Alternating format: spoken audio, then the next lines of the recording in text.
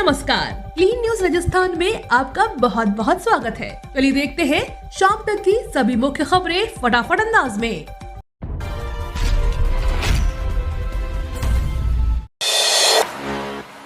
₹2205 करोड़ की लागत से बनकर तैयार हुआ भारतमाला हाईवे। पश्चिमी राजस्थान के रेगिस्तानी धोरों से यात्रा करने वाले यात्रियों के लिए एक अच्छी खबर सामने आई है। अब रेगिस्तानी धोरों के बीच चमचमाता हुआ भारतमाला हाईवे बनकर तैयार हो चुका है, जो जैसलमेर के तनौट से सीधे गुजरात को जोड़ता है। राजस्थान में भारत पाक सीमा पर बसे अंतिम गांव, जहां अब तक पगडंडी की तरह टूटी फूटी सड़कें तक मुश्किल थी, अब वहां चमचमाता हाईवे नजर आ रहा है। बॉर्डर के अंतिम 1000 से अधिक गांव को जोड़ने वाला यह 460 किलोमीटर लंबा हाईवे 2205 करोड़ की लागत से बना है।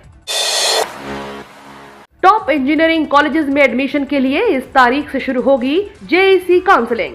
देश के आईआईटी, एनआईटी, ट्रिपल आईटी के साथ साथ कई ऐसे शीर्ष इंजीनियरिंग संस्थान हैं जहां बड़ी संख्या में स्टूडेंट्स प्रवेश के लिए इच्छुक रहते हैं। इन शीर्ष संस्थानों में Delhi technical university, Netaji Subhash university of technology, triple IT Delhi, IGT UW and DKU संस्थान आदि शामिल हैं। Career counselling expert Amit Ahuja ने बताया कि दिल्ली के इन शीर्ष संस्थानों में जेईई मेन की एआईआर के आधार पर प्रवेश मिलता है। साथ ही इन संस्थानों में 85% सीटें उन विद्यार्थियों के लिए आरक्षित होती हैं जिनकी 12वीं दिल्ली से है, या शेष 15% सीटें दिल्ली के अलावा अन्य राज्यों से 12वीं पास करने वाले भारतीय विद्यार्थियों के लिए होती है।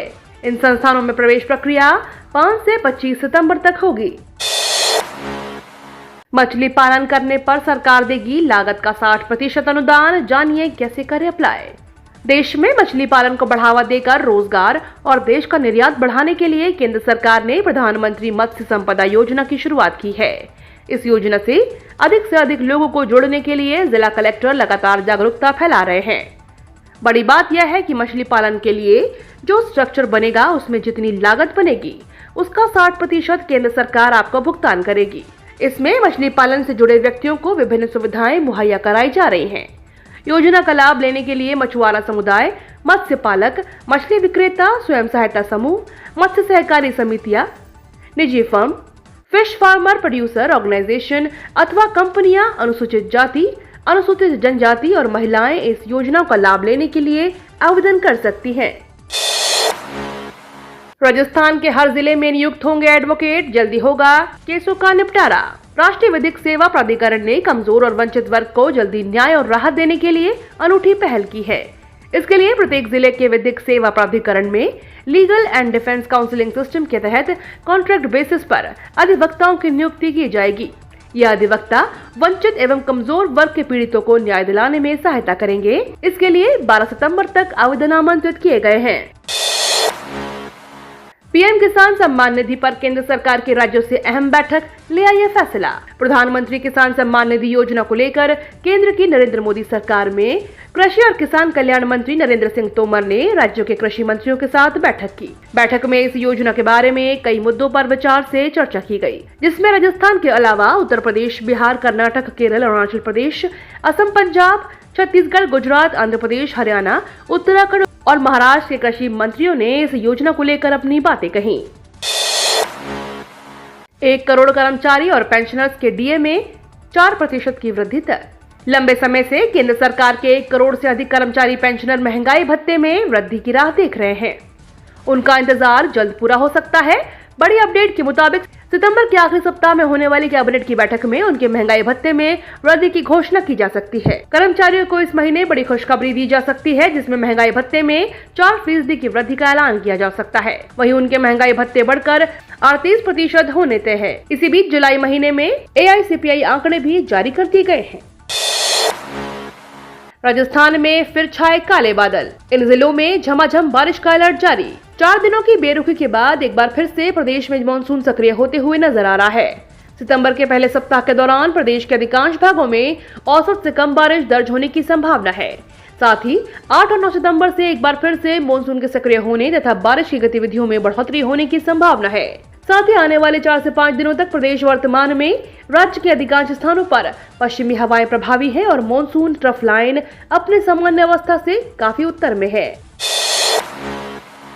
राजस्थान में कांग्रेस भाजपा के मिशन 2023 के बीच अब आई ये बड़ी खबर। राज्य निर्वाचन आयोग ने जिले में पंचायती राज संस्थानों के उपचुनाव के लिए निर्वाचक नामावलियों का पुनरीक्षण कार्यक्रम जारी कर दिया है। इसके लिए अर्हता 1 जनवरी 2022 रहेगी और ये पंचायत समिति चौमू, सांभर, बस्सी, आमेर, चाकसू के लिए कार्यक्रम जारी किया गया है। जिला निर्वाचन अधिकारी प्रकाश राज पुरोहित ने बताया कि विधानसभा के निर्वाचक नामावली में निर्वाचक नामावली के अंतिम प्रकाशन तिथि जिसका डेटाबेस उपयोग किया जाना है उसकी तिथि 5 जनवरी 2022 रहेगी।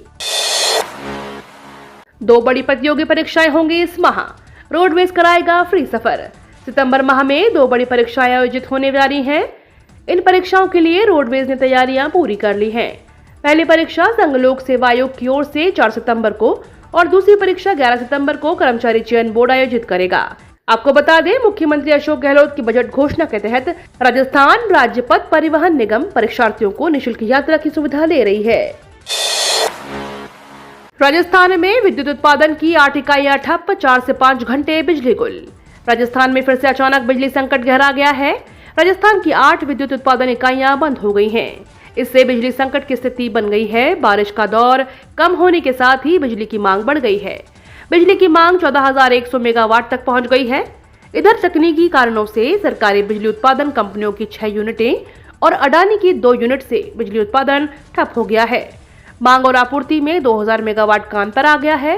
इससे गांव में 4 से 5 घंटे बिजली कटौती शुरू हो गई है, जबकि कस्बों में 2 से 3 घंटे बिजली कटौती शुरू कर दी गई है।